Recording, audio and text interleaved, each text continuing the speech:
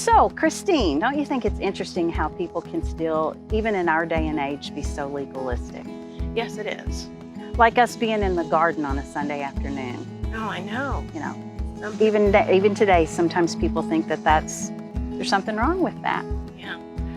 It's kind of like when Jesus was doing his ministry, and some people came to him one day and said, John the Baptist's disciples all fast, and so do the Pharisees.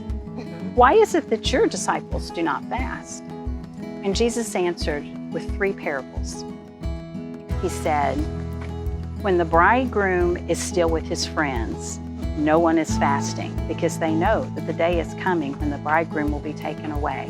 And in those days, that's when they will fast. And then he told about the old cloth that gets torn and reminds them that you don't put a new piece of unshrunk cloth onto an old piece of cloth, because it'll just tear away, and the tear will be even worse than it was in the beginning. Yeah, it will. And then the wine. You will never want to put new wine into old wineskins, because true. they will burst and the wine will be lost. So always remember, new wine in new wineskins. Oh, that is so true. It reminds me of another story in the Bible about Sabbath day. Oh, yeah.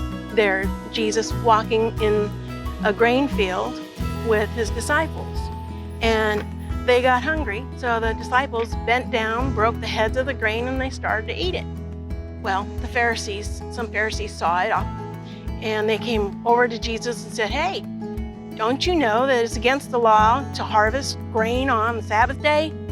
And Jesus said, well, do you remember reading that back during the time when the high priest Abiathar was in the church of God, that David and his companions, they came into the church of God and they ate the sanctified bread.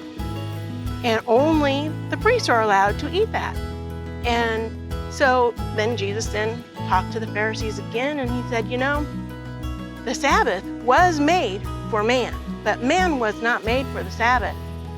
So the Son of Man is even Lord over the Sabbath. Then and now. Then and now, absolutely.